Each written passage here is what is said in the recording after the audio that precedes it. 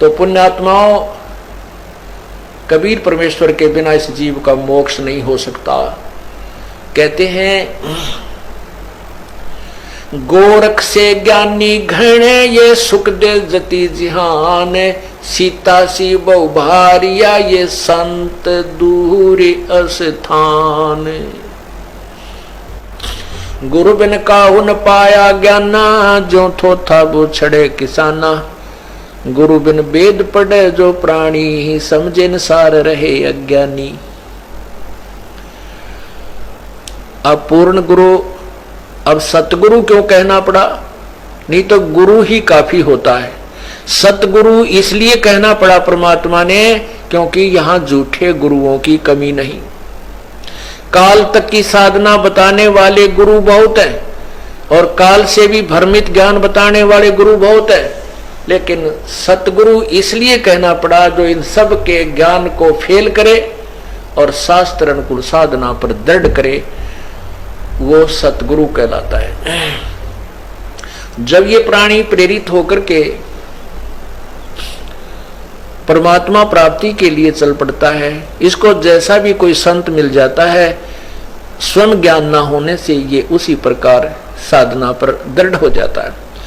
एक सोभरी नामक ऋषि थे, सोभरी, और वो परमात्मा की तरफ में संत के पास गए। उस संत ने जैसी उसको तपस्या साधना बताई, वो दृढ़ होकर लग गए। उन्होंने कहते हैं कि जल में खड़ा होकर के तपस्या की। बाल ब्रह्मचारी था, शादी भी नहीं कराई थी, और एक दरिया में जाकर के वहां तपस्या की बहुत दिनों तक, 10-12 वर्ष तक। वो वहां फिर क्या देखने लगा, कुछ दिन के बाद एक मगरमच्छ था और उस मगरमच्छ की काफी संतान थी। तो वो मगरमच्छ के पोते पोती, दोते दोती, वो उस मगरमच्छ के आसपास प्यार से घूमती थी और अपनी दूम से उस मगरमच्छ को प्यार देती थी, लाड करते थे। जैसे पोते पोती को दादा दादी की छाती पर लौट जा, कदे उसके कंधे पर बैठ जा, बैठे गए, तो इस तरह वो प्यार देती थी और वो मगरमच्छ उनसे बड़ा प्रसन्न रहता था, खुशी मनाता था। अब उस सोवरी ऋषि के मन में यह प्रेरणा होगी, मैं शादी करवाऊं और ब्याह करवा के मेरा पोते पोती हो और उन पोते पोतिया में दोता दोतियों के साथ ऐसे ही लाड लडाऊं। अब वह छोड़ भक्ति और निकला जलमत बार। कहां पहुंचा? मानधाता राजा के पास गया। अब उन राजाओं को पता होता था कि ये साधु जो आते हैं साधना करके, ये बड़े तोब का गोला होते हैं, एटम बम होते हैं, ये जो भी मन मुंह से निकाल देंगे वचन वो पार होता है। अब वो सोबरी ऋषि तपस्या करके उसका शरीर भी वृद्ध हो रहा, काफी वर्ष हो गए थे और हाड़ सारे दिखे, बूढ़ी सी शकल, बाल बढ़ रहे। और वो जाकर मानधाता राजा से बोला कि आप मुझे एक कन्या दे दो, अपनी लड़की मेरे से ब्याह दो। मानधाता के 50 लड़की थी। अब राजा बड़ी असमंजस में फंस गया, जब नाटू तो शराप देगा, अरे से बूढ़े बूढ़े के अपनी जवान लड़की ने ब्याह हो, मेरा कैसा मूर्ख नहीं, बताइए क्या करूं, ये भगवान बड़ा फंसा। तो उसने सोच समझ के एक उत्तर दिया कि ऋषि जी, हमारा एक नियम है और ये विधान भी बताता है कि मैं अपनी तरफ से किसी लड़की को विवश नहीं कर सकता किसी के साथ शादी करने के लिए। यदि वो लड़की स्वयं पसंद करें, कोई भी लड़की आपको पसंद करे तो मुझे एतराज नहीं। अब राजा ने बेरा था, इसे बूढ़े ने कौन लड़की पसंद करेगी? तो ऋषि बोला जी मुझे मंजूर है, अगर ये आपकी कन्या मुझे पसंद करे तो मेरे से शादी कर लेगी। तो राजा बड़ा प्रसन्न हुआ, भाई ठीक है, कटा टंटा, लड़की कोई पसंद करेगी नहीं और यह बला टल जाएगी। उसने, क्योंकि उन लड़कियों को एक बड़े महल में रहती थी, वहां पर एक नपुंसक व्यक्ति जो हिजड़ा बोलते हैं, उनको ड्यूटी पर उनके गेट कीपर रखा जाता था। तो उसने उस नौकर को बुलाया राजा ने और कहा कि ऋषि जी को लड़कियों के महल में ले जाओ और ये जो भी लड़की इनको पसंद करेगी इसके साथ उसकी शादी कर दी जाएगी। अब उस ऋषि जी ने अपनी सिद्धि साधना और सारे जीवन की कमाई इसको कहां बर्बाद करना शुरू किया, अपना सुंदर शरीर बना लिया नौजवान लड़के का। और जो ही उन लड़कियों के महल में प्रवेश किया और उस नपुंसक ने सारी कहानी बताई कि राजा का आदेश है, जो इसको पसंद करेगी उसके साथ शादी कर दी जाएगी। उन 50 की 50 लड़कियों ने उस ऋषि को पसंद कर लिया। अब राजा फंस गया अपने वचन में। सारी कहानी आकर बता दी गई कि आपकी 50 की 50 लड़कियों ने मुझे पसंद कर लिया है। इसकी गवाही सब लड़कियों ने भी दे दी कि हम इसे पसंद करती, क्योंकि सुंदर शरीर बना लिया उस ऋषि ने।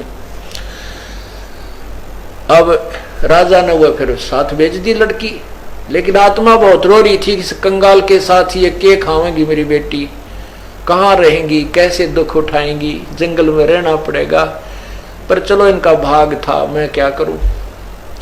अब उस ऋषि ने अपनी कमाई थे, देख काल का जाल है भगवान, उसने क्या किया, वहां जाकर के विश्वामित्र को आदेश दिया कि इन 50 महल बना दे।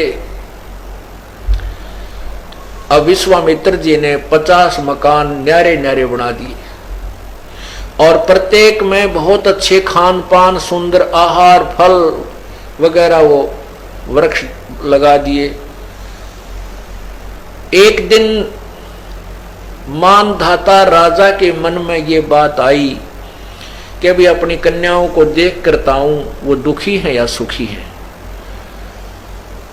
वो जब वहां पहुंचा अपने उस ऋषि के डेरे में, देखा वहां तो पूरी 50 मकान बने हुए, बड़े सुंदर सुंदर, एक कॉलोनी सी बसी हुई है।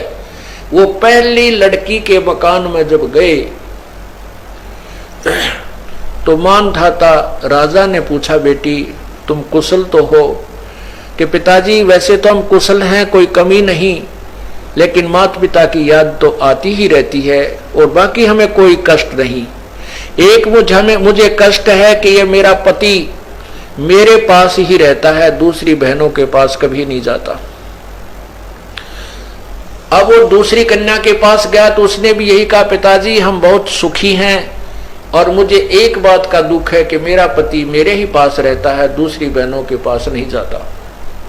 ऐसे 50 के महल में जाकर उसने देखा कि 50 की 50, क्योंकि एक सिद्धि वो चोले धारे, एक सिद्धि नीतत विचार है, ये सर्व अपनी ही कमाई से ये ड्रामेबाजी करवा देता है काल।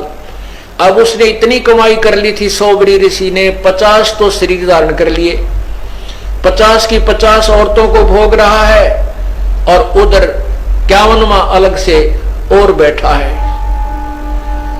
जब मानधाता सब लड़कियों के पास होकर के फिर देखा कि ऋषि तो बाहर भी बैठा है, तब उसके चरणों में मस्तक झुका दिया कि आपकी लीला अपरंपार है।